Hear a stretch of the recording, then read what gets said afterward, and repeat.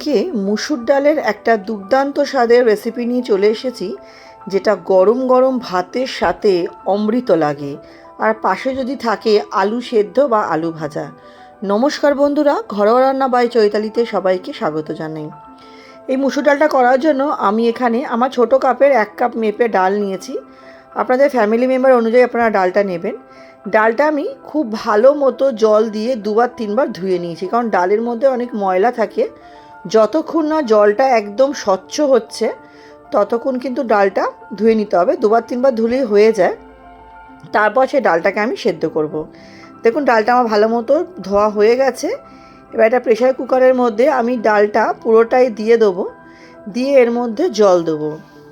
জলটা আপনারা বুঝে দেবেন যতটা ঘনত্ব খেতে চান, আর পরেও জলটাও মেশাবেনও বুঝে। আমি ডালটা দিয়ে এই বাটির 1 বাটি মতো জল দিয়েছি। দিয়ে তার মধ্যে দিয়ে দিলাম হচ্ছে 1 চামচ মতো সর্ষের তেল, দিয়ে দিলাম 1/2 চামচের কম হলুদ, স্বাদ অনুযায়ী নুন এবং কাঁচা লঙ্কা আমি 3-4টে মতো দিয়েছিলাম। দিয়ে ডালটা একটা সিটি দিয়ে নেবো। আর অন্যদিকে আমি কিছু মশলা করে নেবো। তার জন্য ডালের মধ্যে রসুন দেবো। তার জন্য আমার কাছে যেহেতু ছোটো কোয়া রসুন আছে, আমি প্রায় 10-12টা রসুনের কোয়া নিয়েছি। ঠিক এরকম লম্বা লম্বা করে কেটে নেবো। আর একটা বড় সাইজের পেঁয়াজ নিয়েছি, পেঁয়াজটাও কিন্তু লম্বা লম্বা করে পাতলা পাতলা করে আমি কেটে নেবো। আর 1খানা টমেটো দেবো। টমেটোটাও মাথায় যেই পোর্শন আছে এটা কেটে দিয়ে, বোটার পোর্শনটা, টমেটোগুলো আমি একটু ছোটো ছোটো সাইজ করে কেটে নেবো। তাতে কী হবে, টমেটোটা যেমন সুন্দরভাবে গলে যাবে, সেরকম খেতেও কিন্তু দুর্দান্ত হয়। তাই পুরো টমেটোটাই আমি এরকম ছোটো ছোটো পিস করে কেটে নিলাম। আর কেটে নেওয়ার পর আমি একটা কড়াই বসিয়ে দেবো। কড়াই বসিয়ে কড়াইতে দিয়ে দিলাম হচ্ছে 2-3 চামচ মতো সর্ষের তেল। তাতে ফোড়ন দেবো ছোটো চামচে 1/2 চামচ রাঁধুনি, 1/2 চামচ 5 ফোড়ন, 2টো শুকনো লঙ্কা, একটা তেজপাতা। আপনারা চাইলে শুধু রাঁধুনি তেজপাতাও দিতে পারেন, শুধু 5 ফোড়ন তেজপাতাও দিতে পারেন। ফোড়নগুলো খুব ভালো মতো ভাজা ভাজা করে দিলাম। আমি যে ফোড়ন দিয়ে করছি সেই ফোড়ন দিয়ে করবেন, দুর্দান্ত লাগে। এবার দিয়ে দেবো রসুন কুচিটা দিয়ে হালকা একটু রসুন কুচিটা ভাজা ভাজা করে নেবো। রসুন কুচিটা যখন দেখবেন হালকা একটু কালার চেঞ্জ হওয়া অবধি রসুন কুচিটা আমাকে কিন্তু ভাজা ভাজা করে নিতে হবে। এই ডালটা হতে যেমন খুব অল্প সময় লাগে, আর খেতেও কিন্তু খুব ভালো লাগে। রসুনটা ভাজা ভাজা হয়ে যাওয়ার পর আমি যে পেঁয়াজটা কেটে রেখেছিলাম সেটা হাত দিয়ে একটু ভেঙে ভেঙে পেঁয়াজগুলো দিয়ে দিলাম। দিয়ে পেঁয়াজটা একটু কিন্তু ভালো মতো ভাজা ভাজা করতে হবে, যাতে পেঁয়াজটা একটু মানে কালারটা চেঞ্জ হওয়া অবধি ভাজা ভাজা করতে হবে। একদম লক্ষ্য রাখতে হবে যাতে পুড়ে পুড়ে না যায়। পেঁয়াজটা একটু ভালো মতো ভাজা ভাজা করে দিয়ে তারপর এর মধ্যে আমি বাকি জিনিসগুলো মেশাবো। আমার রেসিপি আপনারা কে কোথা থেকে দেখছেন অবশ্যই জানাবেন বন্ধুরা। আপনাদের সুন্দর সুন্দর কমেন্টগুলো পড়তে যেমন খুব ভালো লাগে, আপনাদের কমেন্টে কিন্তু আমি রান্না করার উৎসাহ পাই। আর চ্যানেলে নতুন বন্ধু হয়ে থাকলে চ্যানেলটি সাবস্ক্রাইব করে পাশে থাকা অনুরোধ রইল। পাশে থাকা বেল আইকনটি প্রেস করে অল নোটিফিকেশানটা অন করে দেবেন, যাতে আমি চ্যানেলে নিত্য নতুন যখনই রেসিপি আপডেট করব সবার আগে আপনাদের কাছেই নোটিফিকেশান পৌঁছে যাবে। পুরনো বন্ধুদের অনেক ধন্যবাদ পাশে থাকার জন্য, সাপোর্ট করার জন্য।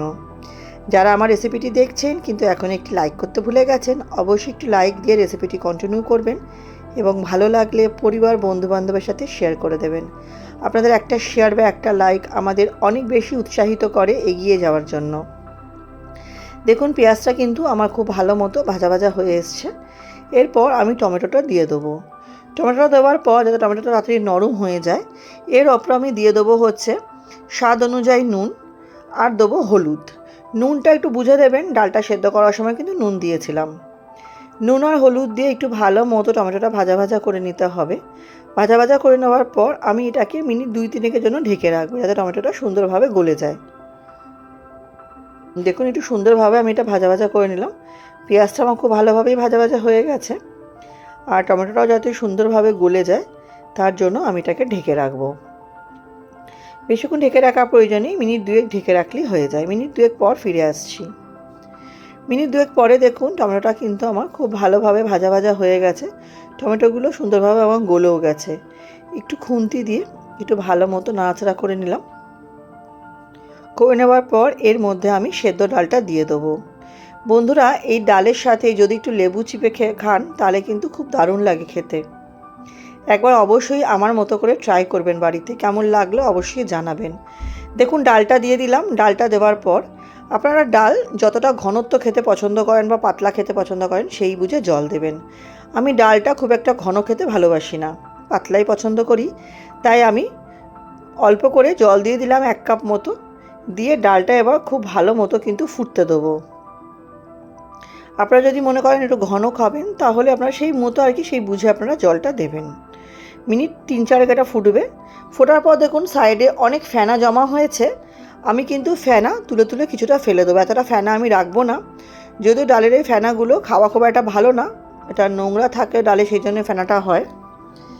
তুলে তুলে আমি ফেনাটা যতটা পারবো ফেলে দেবো, যেহেতু এটা হলুদ নুন টুন দেওয়া আছে, তাই পুরো ফেনা তুলে তো ফেলা যাবে না।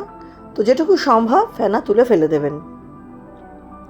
আমি হাতায় করে করে দেখুন যেটুকু সম্ভব ফেনা আমি তুলে ফেলে দিয়েছি। এবারে স্প্যাচুলা দিয়ে একটু ভালো মতো ডালটা আমি মিশিয়ে নেব।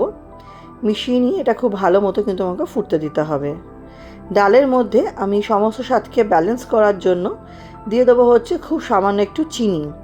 যদি চিনি আপনাদের পছন্দ না হয় স্কিপ করবেন, কিন্তু চিনি দিলে কিন্তু ডালটা মিষ্টি হবে না, খেতে ভালো হবে। আর দেবো হচ্ছে ফ্রেশ ধনেপাতা। ধনেপাতা দিলে তো সব রান্নারই স্বাদ ফিরে আসে, তাই ধনেপাতা দিয়ে আমি ডালটা মিনিট 2 মতো একটু ফুটিয়ে নেবো। একটু মিশিয়ে নিলাম ধনেপাতাটা। মিনিট 2 ফুটে গেলেই কিন্তু এটা আমার রেডি হয়ে যাবে গরম গরম ভাতের সাথে পরিবেশন করার জন্য। তাহলে বন্ধুরা, মুসুর ডালের রেসিপিটা কেমন লাগলো অবশ্যই কিন্তু জানাবেন। এইভাবে বাড়িতে বানিয়ে নেবেন, খুব তাড়াতাড়ি হয়ে যায়। ডালটা যদি সেদ্ধ করা থাকে হতে কিন্তু বেশিক্ষণ সময় লাগে না। দেখুন ভালো মতো ফুটে গেছে, এবার ঢাকা দিয়ে কিছু স্ট্যান্ডিং টাইমে রেখে পরিবেশন করব। তাহলে বন্ধুরা কেমন লাগলো অবশ্যই জানাবেন। আমার সাথে রেসিপিটি শেষ পর্যন্ত ধৈর্য সহকারে দেখার জন্য সবাইকে অসংখ্য ধন্যবাদ। আজকের মতো ভিডিওটা এখানেই শেষ করছি। নেক্সট দিন আবার হাজির হব। সবাই খুব ভালো থাকবেন, সুস্থ থাকবেন।